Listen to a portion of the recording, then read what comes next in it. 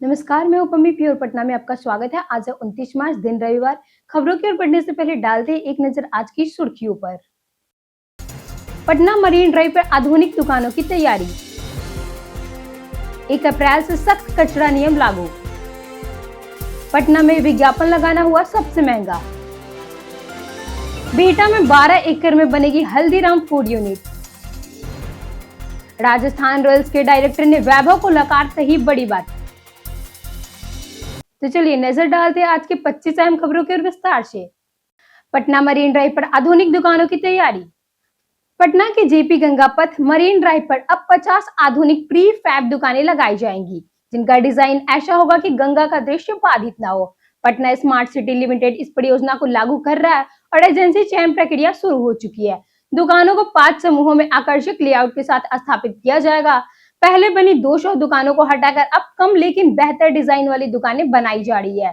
पुरानी दुकानों को जीविका समूह को देने की योजना है। इस पहल से क्षेत्र की सुंदरता बढ़ेगी और राजस्व में भी वृद्धि होगी। 1 अप्रैल से सख्त कचरा नियम लागू। 1 अप्रैल 2026 से बिहार के सभी नगर निकायों में कचरा प्रबंधन के नए नियम लागू होंगे। रोज 100 किलो से अधिक कचरा उत्पन्न करने वाले संस्थानों को थोक कचरा उत्पादक माना जाएगा और उन्हें अपने परिसर में ही कचरे का निस्तारण व कंपोस्टिंग करनी होगी। अब कचरे को 4 रंग के डस्टबिन हरा, नीला, लाल और काला रंग में अलग अलग करना अनिवार्य होगा। बिना छटाई के कचरा देने पर सफाई कर्मी उठाने से मना कर सकते हैं। साथ ही सरकार कचरे से खाद और आरडीएफ ईंधन बनाने पर जोर दे रही है, जिससे प्रदूषण घटेगा। पटना में विज्ञापन लगाना हुआ सबसे महंगा। पटना नगर निकायों ने आउटडोर विज्ञापन के लिए नए नियमावली लागू की है, जिसके तहत शहर को 4 zone A, B, C, D में बांटा गया है। डाक बंगला चौराहा, बेली रोड, फ्रेजर रोड और प्राइम लोकेशन में सबसे अधिक शुल्क तैयार किया गया है। होर्डिंग लगाने के लिए लाइसेंस अनिवार्य है। रजिस्ट्रेशन शुल्क 1.5 लाख रुपए और रिन्यूअल 60,000 रखा गया है। बिना अनुमति विज्ञापन पर जुर्माना, ब्लैकलिस्ट भी होगी। गोलंबर और क्रॉसिंग का शुल्क प्राइम जोन ए से दोगुना होगा। एजेंसियों को सुरक्षा, साफ सफाई और तकनीकी मानकों का पालन करना जरूरी होगा। बापू टावर में सजा मगही संस्कृति का रंग। पटना के गर्दनीबाग स्थित बापू टावर में 28 मार्च को मगही महोत्सव 2026 का सफल आयोजन हो चुका, जिसमें मगही भाषा, साहित्य और संस्कृति की समृद्ध परंपरा विमर्श हुआ। कार्यक्रम का उद्घाटन विधानसभा अध्यक्ष प्रेम कुमार ने किया और कई विशिष्ट अध्यक्ष भी शामिल हुए। गया घराने के शास्त्रीय गायक प्रमुख आकर्षण रही। अब 29 मार्च यानी आज महोत्सव का दूसरा दिन आयोजित होगा, जो मगही सिनेमा और संगीत को समर्पित रहेगा। मगही फिल्म फेस्टिवल के तहत लघु फिल्मों का प्रदर्शन और पुरस्कार दिए जाएंगे। साथ ही भैया विश्वा की स्क्रीनिंग, फोटो व पुस्तक प्रदर्शनी, सांस्कृतिक कार्यक्रम भी आयोजित होंगे। पटना नीट केस में सीबीआई की सख्त निगरानी। पटना में नीट छात्र के संदिग्ध मौत मामले की जांच अब और सख्त हो गई है। पहले बिहार पुलिस के पास रहे इस केस में बाद सीबीआई को सौंपा गया था। अब सेंट्रल ब्यूरो ऑफ इन्वेस्टिगेशन की दिल्ली टीम ने इसकी निगरानी अपने हाथ में ले ली है। एससीबी दिल्ली के एसपी पटना में कैंप लगा कर रहे हैं और जांच पर नजर रख रहे हैं। हालांकि जांच अधिकारी विभा कुमारी ही बनी हुई है। कोर्ट की फटकार के बाद यह कदम उठाया गया है ताकि जांच तेजी और निष्पक्ष तरीके से पूरी हो सके। बिहटा में 12 एकड़ से बनेगी हल्दीराम फूड यूनिट। बिहटा के सिकंदरपुर में हल्दीराम की फूड प्रोसेसिंग फैक्ट्री स्थापित की जा रही है, जिससे उद्योग विभाग में प्रथम चरण में एनओसी मिल चुका है। लगभग 12 एकड़ में बनने वाले इस यूनिट पे करीब 300 रुपए खर्च होंगे। फैक्ट्री में स्नैक्स, मिठाई और नमकीन का उत्पादन होगा, जो 2027 से शुरू होने की संभावना है। इस परियोजना से करीब 500 लोगों को सीधे रोजगार मिलेगा। बिजली, पानी, सड़क और परिवहन जैसे बुनियादी सुविधाओं पर भी काम जारी है। फैक्ट्री शुरू होने से स्थानीय स्तर पर रोजगार बढ़ेगा और उत्पादों को सीधी सप्लाई की गुणवत्ता में भी बेहतर बनी रहेगी। बुनियाद केंद्रों में मुफ्त नेत्र जांच अभियान शुरू। राज्य के 101 बुनियाद केंद्रों में 1 माह का मुफ्त नेत्र जांच अभियान शुरू हुआ है, जिसका उद्देश्य दृष्टि दोष और अंधापन की रोकथाम है। इस अभियान में 1 लाख चश्मे बांटे जाएंगे और सभी आयु वर्ग के लोग इसका लाभ ले सकते हैं। यह पहल 3 चरणों में चलेगी। पहले चरण में 23 मार्च से 22 केंद्रों पर जांच शुरू हुई, जिसमें अब तक 883 लोगों की जांच हुई और 722 लोगों को चश्मे की जरूरत पाई गई। जांच के 15 दिन बाद चश्मे वितरित होंगे। आगे 30 मार्च से दूसरे चरण और फिर अंतिम चरण में बाकी केंद्रों पर जांच जारी रहेगी। पटना पीएमसीएच परिसर में अब प्लास्टिक उपयोग पूरी तरह बंद। पीएमसीएच को प्लास्टिक मुक्त बनाने के लिए सिंगल यूज प्लास्टिक पर पुनः प्रतिबंध लागू किया गया। अधीक्षक डॉक्टर राजीव कुमार सिंह के आदेश के तहत अब परिसर में plastic, carry bag, cup, plate और बोतलों के उपयोग पर रोक रहेगी। इसके स्थान पे कागज, कपड़े व अन्य पर्यावरण अनुकूल विकल्प अपनाने के निर्देश दिए गए। यह कदम स्वच्छता, पर्यावरण संरक्षण और मरीजों के स्वास्थ्य को ध्यान में रखकर उठाया गया है। प्रशासन ने सभी विभाग, कर्मचारियों और दुकानदारों को सख्त अनुपालन का निर्देश दिए हैं। साथ ही जागरूकता अभियान और नियमित निरीक्षण भी किए जाएंगे। पटना जंक्शन पर भीषण गर्मी में पानी संकट। पटना जंक्शन पर बढ़ती गर्मी के बीच पेयजल संकट और गंभीर हो गया है। स्टेशन के विभिन्न विभागों और प्लेटफॉर्मों पर पानी की समुचित व्यवस्था नहीं होने से कर्मचारी और यात्री दोनों परेशान हैं। कई दिनों से खराब पड़ी वाटर वेंडिंग मशीनों के कारण लोगों को महंगा बोतल बंद पानी खरीदना पड़ रहा है। खासकर बुजुर्ग, महिलाएं और दूर दराज से आने वाले यात्री ज्यादा प्रभावित है। गर्मी में डिहाइड्रेशन और चक्कर जैसी समस्याएं भी सामने आ रही है। ईस्ट सेंट्रल रेलवे कर्मचारी यूनियन ने रेलवे प्रशासन से जल्द पेयजल सुविधा बहाल करने की मांग की है। पटना में नया मदर सीएनजी स्टेशन मई से चालू। पटना के ट्रांसपोर्ट नगर में मई से जिले का तीसरा मदर सीएनजी स्टेशन शुरू होगा। शुरुआत में यह ऑफलाइन चलेगा, जबकि 2 महीने बाद पाइपलाइन से गैस की सप्लाई शुरू हो जाएगी। वर्तमान में गर्दनीबाग और नौबतपुर में मदर स्टेशन है। नए स्टेशन से शहर के पूरब क्षेत्र में सीएनजी वाहनों को राहत मिलेगी। जिले में अभी 38 सीएनजी स्टेशन और करीब 80,000 वाहन है, जिससे कई जगह लंबी कतारें लगती है। अगले 6 महीने में 12 नए स्टेशन खुलने से कुल संख्या 50 हो जाएगी, जिससे आपूर्ति बेहतर होगी और लोगों को परेशानी कम होने की उम्मीद है। सरकारी स्कूलों में शुरू होगा एआई शिक्षा कार्यक्रम। बिहार सरकार कक्षा 8 से 12 तक के सरकारी स्कूलों में एआई शिक्षा लागू करने की तैयारी कर रही है, जो एनसीईआरटी मॉडल और दीक्षा प्लेटफॉर्म पे आधारित होगी। इस पहल के तहत छात्रों को machine learning, neural network, digital skills और एआई के जिम्मेदार उपयोग की जानकारी दी जाएगी। Skilling for AI readiness program के अंतर्गत 3 मॉड्यूल अवेयर, एक्वायर और एस्पेयर तैयार किए गए हैं।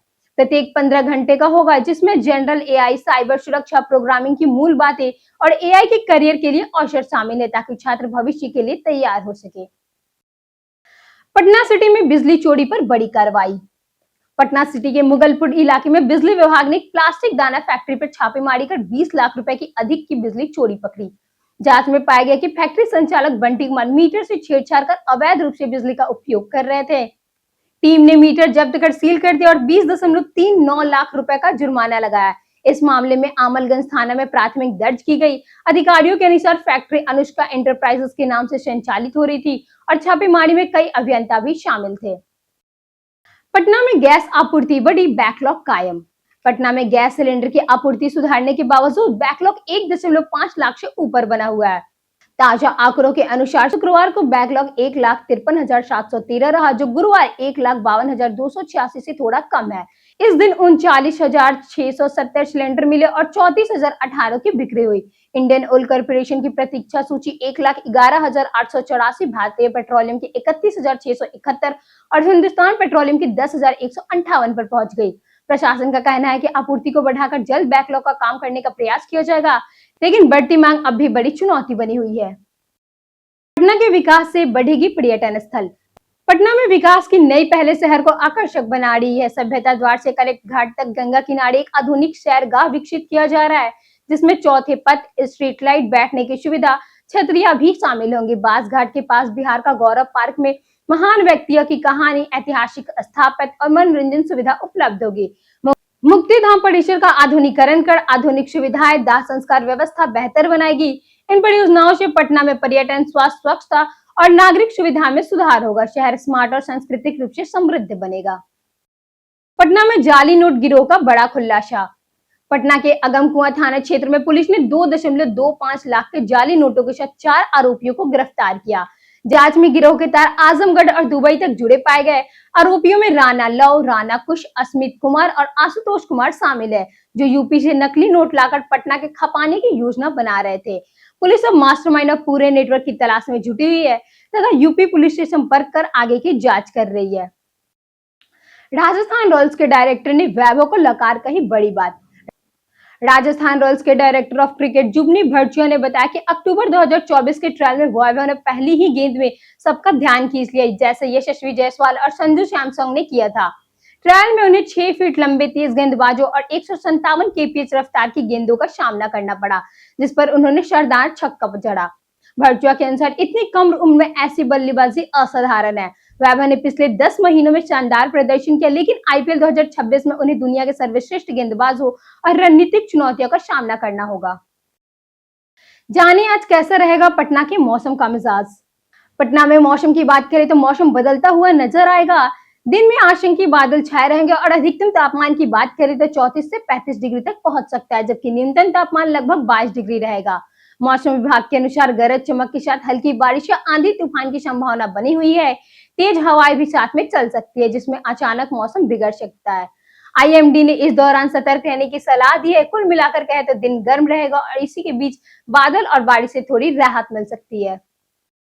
पटना नगर निगम ने पेश किया 2,914 करोड़ का बजट।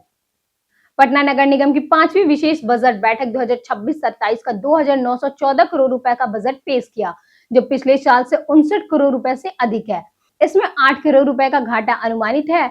बजट को नगर निगम परिषद की बोर्ड बैठक में अंतिम स्वीकृति दी जाएगी। इसमें शहर के सफाई, ड्रेनेज, नई सड़कें, कचरा प्रोसेसिंग, गार्बेज ट्रांसफर स्टेशन और सौंदर्यीकरण योजनाओं पर खर्च बढ़ाया गया है। नागरिकों सुविधाओं में स्वर्ग रथ की उपलब्धता, प्रेस बटन से सिग्नल रोकना, निःशुल्क वाईफाई, रेन वाटर हार्वेस्टिंग और वेडिंग जोन निर्माण जैसी योजनाएं शामिल है। भीड़ नियंत्रित हेतु रेलवे ने बढ़ाया स्पेशल ट्रेनों की अवधि।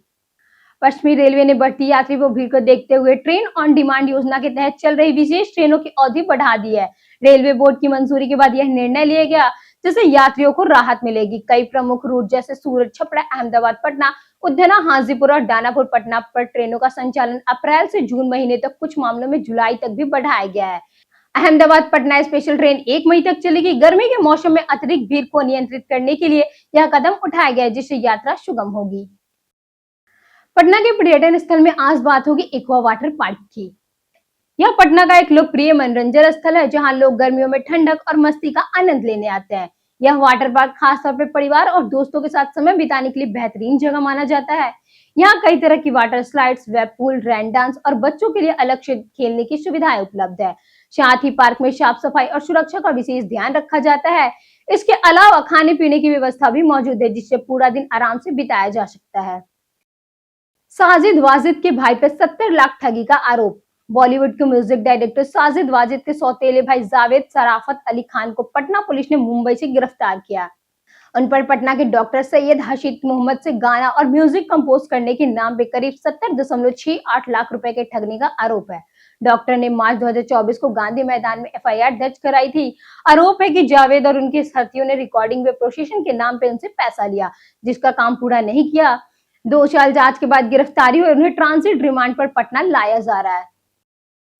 डुमरा गांव में विकास कार्य को मिली रफ्तार। प्रखंड क्षेत्र में छठ पर्व की सुविधाएं बेहतर करने के लिए 2 योजनाओं का शिलान्यास हुआ। कररुआ नदी के डुमरा पुल के पास 20 लाख रुपए से छठ घाट बनाया जाएगा, जबकि डुमरा गांव में 15 लाख की लागत से तालाब या सीढ़ी का निर्माण कार्य होगा। छठ घाट का शिलान्यास जिला परिषद उर्मिला देवी के अनुशासन पे किया गया है।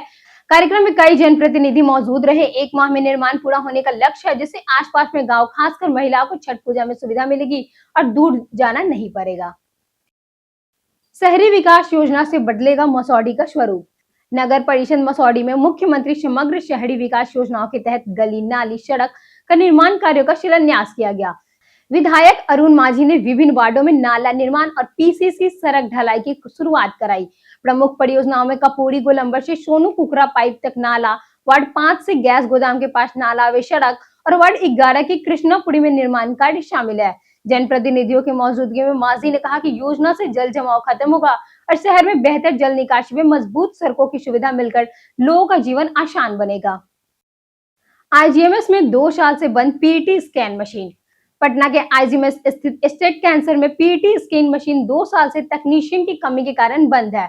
250 करोड़ की लागत से बने इस संस्थान में आधुनिक कैंसर उपचार की सुविधा होने के बावजूद मरीजों की जांच की सुविधा नहीं मिल रही है। 2021 में शुरू हुई सेवा 2024 में डॉक्टर और टेक्नीशियन के जाने के बाद ठप हो गई। रोज 300 से 400 मरीज आने के बावजूद 10 से 15 मरीजों का पीईटी स्कैन के लिए निजी अस्पताल में 15 से 18,000 रुपए खर्च करने पड़ रहे हैं। जेडीयू ऑफिस के बाहर लगा फ्यूचर सीएम का पोस्टर। पटना में जनता दल यूनाइटेड ऑफिस के बाहर लगे एक पोस्टर ने सियासी तेज कर दी है, जिसमें निशांत कुमार को फ्यूचर ऑफ सीएम बताया गया है। पोस्टर में नीतीश कुमार से राज्य न छोड़ने की अपील की गई है। साथ ही राज्यसभा जाने की चर्चाओं को कार्यकर्ता से निशांत को अलग मुख्यमंत्री बनाने की मांग बढ़ा दी है। कुछ नेताओं ने भी उन्हें सीएम मटेरियल बताया। हालांकि एनडीए की ओर से अब तक कोई आधिकारिक घोषणा नहीं हुई है। बीते दिन हमारे द्वारा पूछे गए सवालों का जवाब आप लोगों में से बेहद लोगों ने हमारे कमेंट सेक्शन में लिखकर दिया है। जिन्होंने हमारे द्वारा पूछे गए सवाल का जवाब दिया उनके नाम है धीरज कुमार, अमरजीत कुमार, संजीव कुमार, राकेश मिश्रा, दयानंद सिंह और राज। इसी के साथ बढ़ते हैं आज के सवाल की और आज का सवाल है, आपके हिसाब से बिहार में सबसे बड़ा मुद्दा अभी क्या है? बेरोजगारी, शिक्षा या कानून व्यवस्था? आप अपना जवाब हमें हमारे कमेंट सेक्शन में लिखकर जरूर बताएं। आज के लिए इतना ही। बिहार की तमाम खबरों के साथ बने रहने के लिए देखते रहिए प्योर पटना और साथ ही अगर यूट्यूब चैनल पे देख रहे हैं तो चैनल को सब्सक्राइब करें और अगर आप फेसबुक पेज पे देख रहे हैं तो लाइक और फॉलो जरूर करें।